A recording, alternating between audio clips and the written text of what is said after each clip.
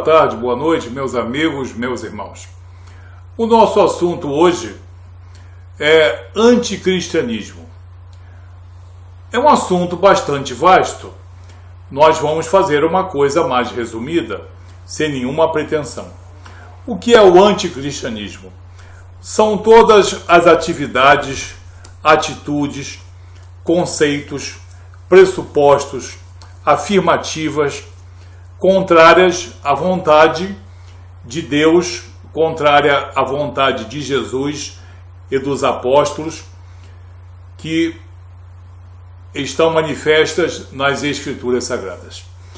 O anticristianismo é mesmo anterior ao nascimento do próprio Cristo, porque toda a raiz de Jessé, a raiz de Davi, para a formação do povo hebreu, as lutas contra Israel e contra Judá já eram atividades anticristãs, porque elas já tinham como objetivo prejudicar a vinda da plenitude dos tempos. A plenitude dos tempos quando nós recebemos o Filho de Deus, o Verbo que se fez carne, há cerca de 2000 anos atrás. Mas esse evento, ou esses eventos de cerca de 2000 anos atrás, foram preparados mais de 1800 anos antes, através de muita luta e de muita dificuldade. Então, o anticristianismo está presente hoje, no ano de 2015, em todo o mundo. No nosso país existem diversas atividades anticristãs que se manifestam com toda a liberdade, e nós temos a liberdade também de manifestarmos a nossa fé cristã, preservarmos a nossa fé cristã, divulgarmos a nossa fé e também, no caso, salvaguardarmos a integridade dela e a integridade de pessoas ingênuas, de pessoas inocentes, inclusive da nossa descendência, das nossas crianças, dos nossos netos, né? Se eles têm o direito de ser cristãos, eles vão ser cristãos segundo a verdade de Deus, segundo a verdade que está estipulada na doutrina cristã, nas Escrituras Sagradas. Nós separamos aqui 5 exemplos de atividades anticristãs bastante frequentes. Essas 5 só cobrem, talvez, o principal, sem nenhuma pretensão. Vamos ver o primeiro exemplo que eu separei aqui. Como atividade anticristã, escarnecer das Escrituras. Isso é a coisa mais frequente. Escarnecer das Escrituras Sagradas. Tentar escarnecer da Bíblia e das Escrituras Sagradas, tirando delas a devida honra, a devida credibilidade e, no caso, se dirigindo a elas de modo muitas vezes escarnecedor, no caso, é adulterando as Escrituras Sagradas ou então usando-as com muita restrição. E é muito frequente nós vermos as exegeses mais absurdas, quase sempre absurda. Eu nunca vi uma exegese correta sobre as Escrituras Sagradas praticadas por esses grupos anticristãos.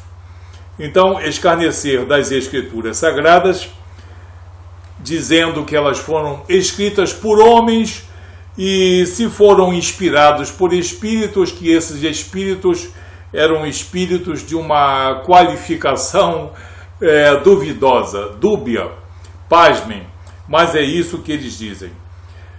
Mas nós sabemos que as Escrituras Sagradas foram escritas pela direção do Espírito Santo de Deus e foram preservadas até hoje, porque são propriedade de Deus para toda a humanidade.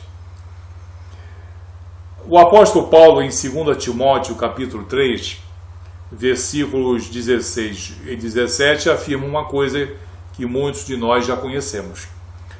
Toda a Escritura é divinamente inspirada aqui no caso desmente esses movimentos anticristãos. Toda a Escritura é divinamente inspirada e proveitosa para ensinar, para redarguir, para corrigir em justiça, para que o homem de Deus seja perfeito e perfeitamente habilitado para as boas obras.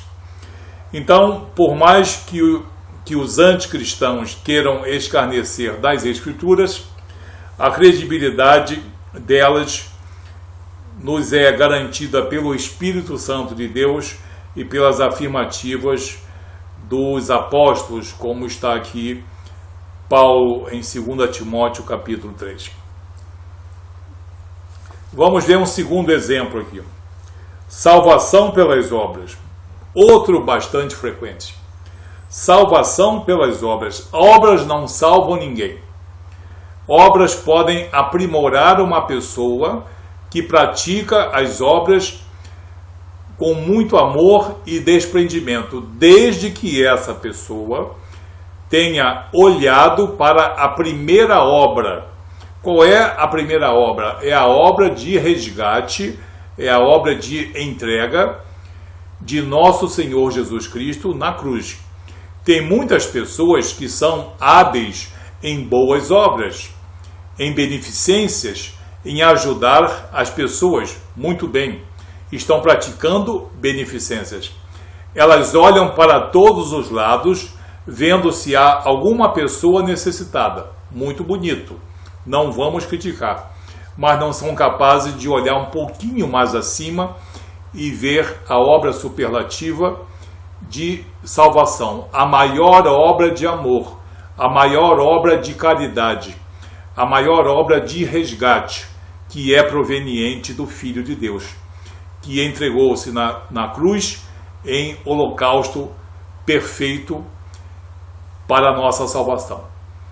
Olhar para todos os lados e querer fazer boas obras interpessoais dentro de um amor, digamos, fraternal, mas não reconhecer e mesmo desdenhar a obra salvadora de nosso Senhor Jesus Cristo, é apenas para praticar atividades sociais e apenas beneficências.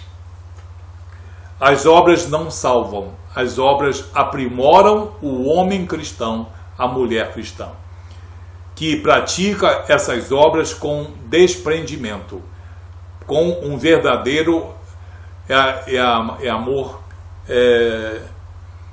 pelo seu próximo. As obras não estão sendo criticadas, elas só não podem ser colocadas acima e à frente da obra maior, que é a obra salvadora de nosso Senhor Jesus Cristo. Quando o homem faz isso, ele perde completamente a credibilidade das suas obras e elas não passam de beneficências. O apóstolo Paulo nos prova que as obras não salvam. Na carta ao pastor Tito, no capítulo 3, versículos 5, 6 e 7. Também uma passagem muito conhecida. Diz o apóstolo: não pelas obras de justiça que houvéssemos praticado, mas segundo a sua misericórdia ele nos salvou. Ele nos salvou pela lavagem da regeneração e pela renovação no Espírito Santo. Espírito Santo que abundantemente ele derramou sobre nós por intermédio de nosso Senhor Jesus Cristo, nosso Salvador, para que, sendo justificados pela sua graça, sejamos feitos herdeiros segundo a esperança da vida eterna. Ok? Então, as obras são aprimoradoras. Elas não salvam ninguém. Se a pessoa não olhar para a primeira obra, que é a obra de Deus em Cristo, está sendo soberbo e está querendo que as suas obras prevaleçam sobre a obra de Deus. É isso que muita gente não entende e fica aí rangendo os dentes, vociferando. Que absurdo vocês não entenderem as obras. Nós entendemos de obras sim. Obras e méritos. Homens e mulheres cristãos entendem perfeitamente o que é obra, o que é misericórdia, o que é caridade, o que é compreensão, benevolência, o que é amor fraternal.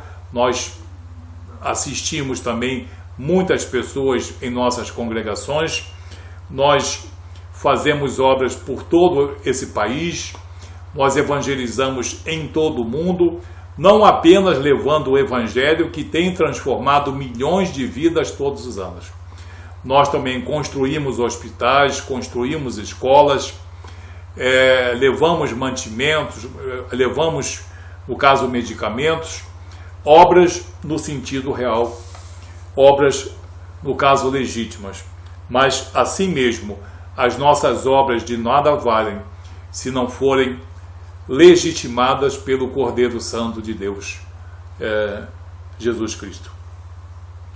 O terceiro exemplo aqui de anticristianismo, de conduta ou conceito anticristão, é a autorremissão ou então o autorresgate.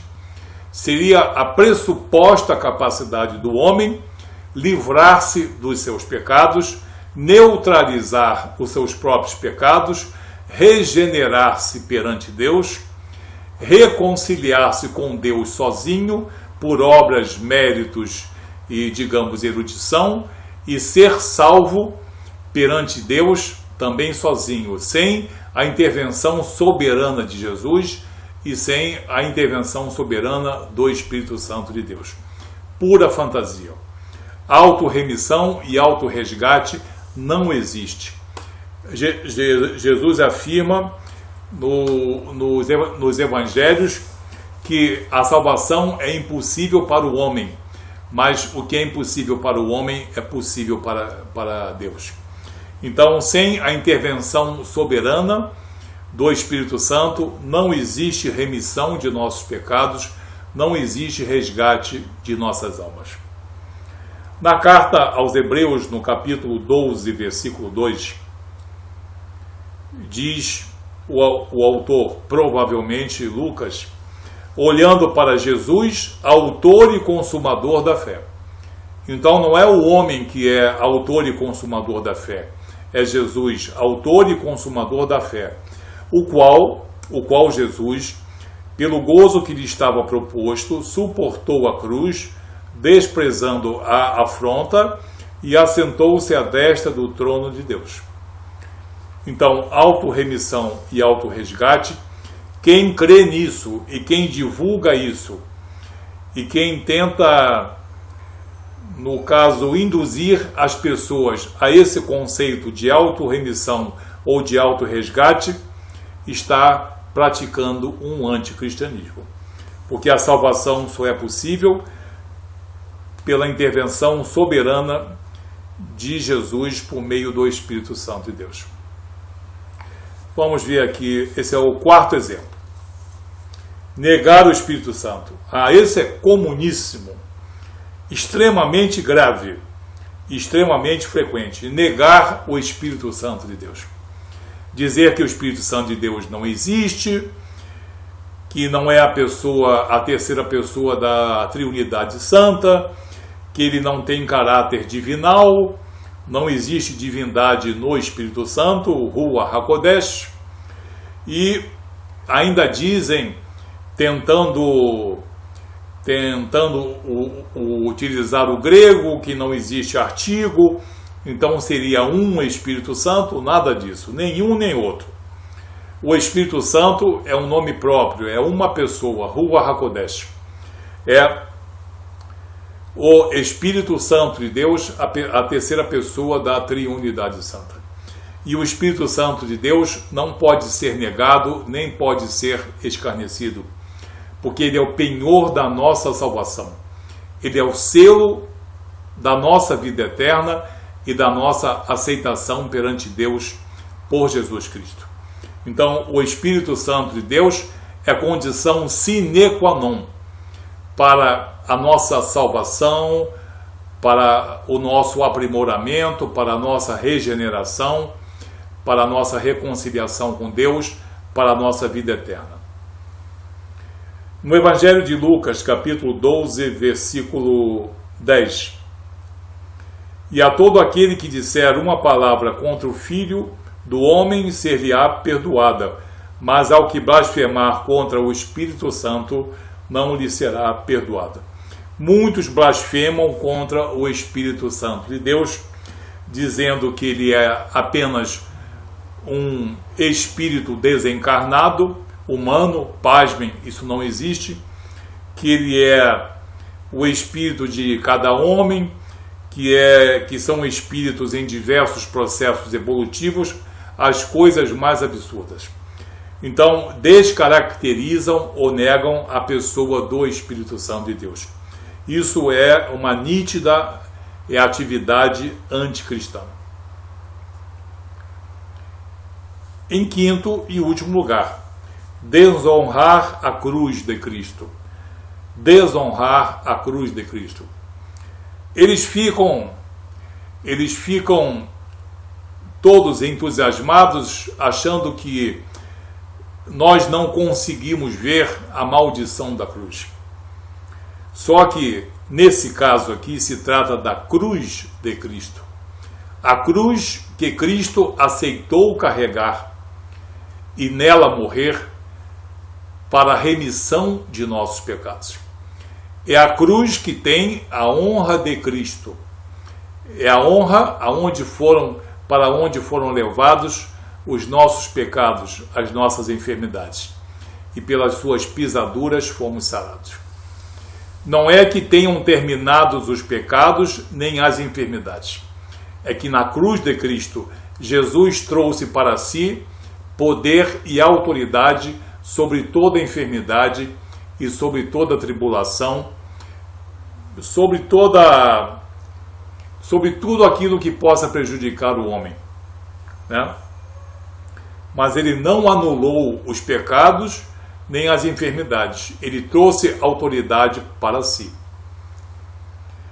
Na carta de Paulo aos Colossenses, no capítulo 2, versículo 14, está escrito: havendo riscado a cédula que era contra nós nas suas ordenanças, a qual de alguma maneira nos era contrária, e a tirou do meio de nós, cravando-a na cruz.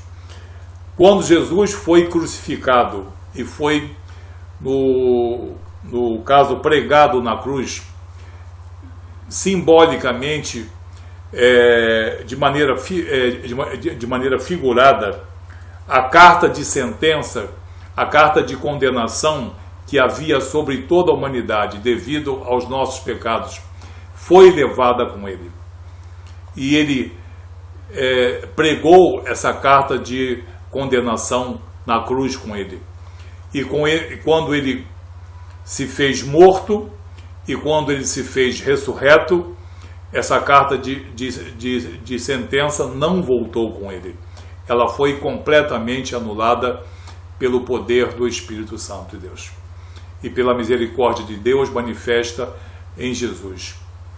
Então, desonrar a cruz de Cristo, afirmar coisas absurdas como: vocês não entendem que a cruz é símbolo de salvação, de maldade, de sofrimento. Vocês não entendem, dizem eles, que o Pai, Deus Pai, foi muito cruel, deixando o seu próprio filho ser morto na cruz e não fazer nada. Mas eles, não conhecendo as Escrituras, ou conhecendo, porém negando propositalmente, nós já mostramos várias vezes as passagens bíblicas, como as que estão no Evangelho de João, capítulo 10, Mateus 26, Mateus 16 e outras, que mostram que a cruz de Cristo foi aceita por Jesus para a remissão de nossos pecados. Então, não é uma cruz qualquer, é a cruz especificamente de Cristo. Porque se um de nós for morto na cruz, é pura maldade. Mas a honra da cruz de Cristo, de ter recebido o Filho de Deus, para a remissão de nossos pecados é uma coisa que tem que ser compreendida. Se ela não for compreendida, sem a cruz de Cristo não existe remissão de pecados, não existe reconciliação com Deus, não existe a justificação. Ensinamentos de Jesus são aprimoradores da fé cristã, mas não existe fé cristã sem a cruz de Cristo. Todo aquele que desonra a cruz de Cristo está tendo um nítido desconhecimento da soteriologia cristã e está tendo uma nítida atividade anticristã. Então nós vimos assim 5 exemplos dos mais frequentes de anticristianismo. Nós, homens e mulheres cristãos, não nos preocupamos com a influência desse anticristianismo sobre nós, porque nós temos conhecimento da verdade, temos conhecimento das Escrituras Sagradas, temos o Espírito Santo que nos mostra e nos revela todas as coisas, mas nós temos pessoas ingênuas em nossas famílias, em nossa vizinhança, em nossa parentela. Nós temos filhos que terão filhos, nós temos netos que terão netos, e eles precisam ser precavidos, eles precisam precaver-se contra todos esses atos de anticristianismo que são praticados hoje e que vão piorar. Já está previsto que essa atividade anticristã ela é presente e vai piorar. Então, para que pessoas não sejam prejudicadas, pessoas inexperientes, pessoas ingênuas, geralmente os mais jovens que acham que tudo que é bonitinho parece ser superior, compreendeu? Então, esses são as maiores vítimas das atividades anticristãs. Com isso, veredam por outras verdades que não são verdades e acabam perdendo a salvação e acabam se tornando também pessoas religiosas, porém anticristãs. Que Deus abençoe você, fique atento à verdade das Escrituras, para que você, a tua casa e a tua descendência não seja vítima desse anticristianismo, às vezes velado, às vezes escancarado. Que Deus te proteja e te abençoe em nome de Jesus.